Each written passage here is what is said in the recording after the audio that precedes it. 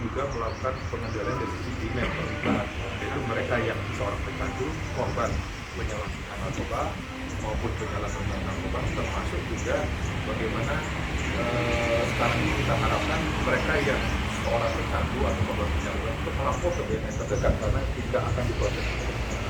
Itu yang mungkin bisa saya sampaikan, termasuk juga saya mengingatkan kepada teman-teman, kepada masyarakat dalam rangka menangani narkoba ini, kita juga sekarang melakukan kerjasama dengan kepolisian RI dan juga dengan para penyidik yang lainnya, terutama mereka-mereka yang tercandu atau korban yang barang bukti ditemukan ketika ditangkap oleh aparat penegak hukum, BB-nya di bawah limitasi surat edaran Mahkamah Agung, misalnya contohnya sabu di bawah 1 gram ya, ganja di bawah 5 gram, ketika dia ditangkap dengan BB yang di bawah limitasi, dia dalam waktu maksimal 3 hari harus dimintakan asesmen ke BNN oleh penyidiknya.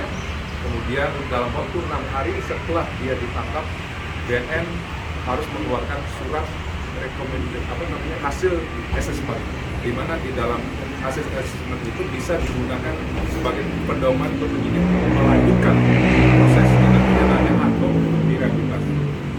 Itu tujuan yang dilakukan, sehingga kemarin sudah dilakukan beberapa waktu yang lalu PKS perjanjian kerjasama antara Kabar Reskrim Polri dengan Deputi Rehabilitasi BNN RI. Jadi pendekatan penanganan masalah narkoba dengan melalui pendekatan rehabilitasi bagi mereka yang pecandu maupun korban penyalahgunaan narkoba yang ditemukan ketika ditangkap oleh aparat penegak hukum di lapangan dengan BB barang bukti di bawah limitasi sesuai dengan surat edaran. Apanya peserta edek ya? Peserta edeknya mungkin Pak Riki bisa menjelaskan sedikit lah. Pak Riki ya, ini dari BNN RI, dari Humas, silakan.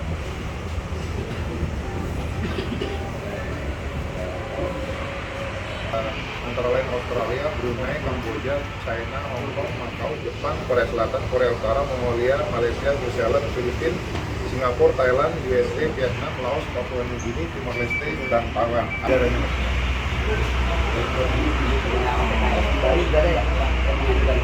Sudah melakukan, saya secara detail saya nggak bisa saya jumlahnya berapa, tetapi proses asesmennya yang dilakukan itu sebenarnya sudah berjalan lama, tapi secara detail apakah itu sesuai dengan PKS itu belum bisa saya jelaskan karena saya masih komunikasi dengan penyidiknya. Tapi yang jelas kalau memang sudah memenuhi kriteria yang ada di dalam PKS itu, penyidik bisa menghentikan, artinya tidak meneruskan ke tingkat penyidikan, tidak membuat SPDP, penyidik bisa melakukan rehabilitasi asalkan sesuai dengan hasil asesmen hukum, dia bukan bagian dari pengedar maupun bandar. Kemudian hasil asesmen dari sisi medisnya, tingkat ketergantungannya rendah atau sedang, dia dirawat jalan. Kalau tingkat ketergantungannya berat, dia akan dirawat jalan sesuai dengan tempat layanan rehabilitasi. Rehabilitasi itu kan ada yang dimiliki oleh BNN itu sendiri, kemudian ada layanan rehabilitasi yang dimiliki oleh instansi pemerintah, dan kemudian ada yang layanan rehabilitasi yang dimiliki oleh komponen masyarakat, istilahnya KM, IP itu instansi pemerintah.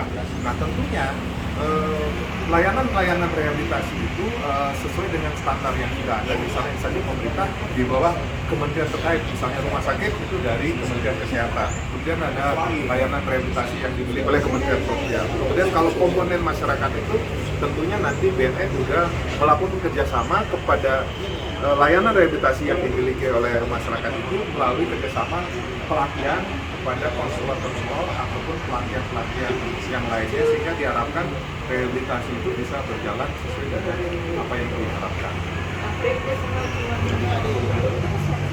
Kalau rehabilitasi kan berkaitan dengan masalah kesehatan. Di Kementerian berkaitan dengan kesehatan dan Kementerian Sosial. Jadi rehabilitasi itu adalah proses yang dilakukan berkaitan dengan medis.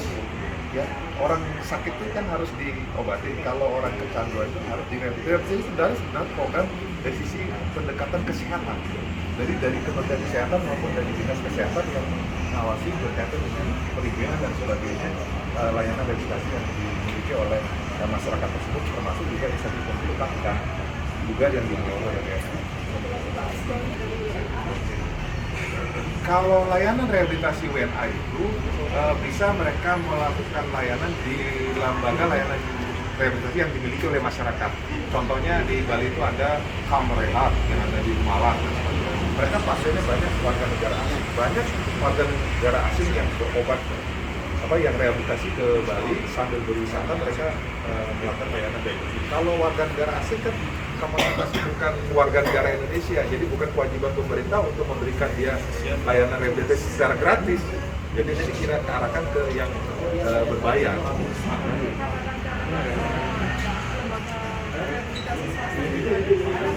Ada banyak yang bisa nanti datanya bisa nanti kita sampaikan, tapi tentunya lebih lagi dari dinas kesehatan yang perizinannya tentunya dari sana. Oke? Cukup, thank you ya Pak Riki. Yuk semuanya. Izin kenapa? Ada tanggapan apa?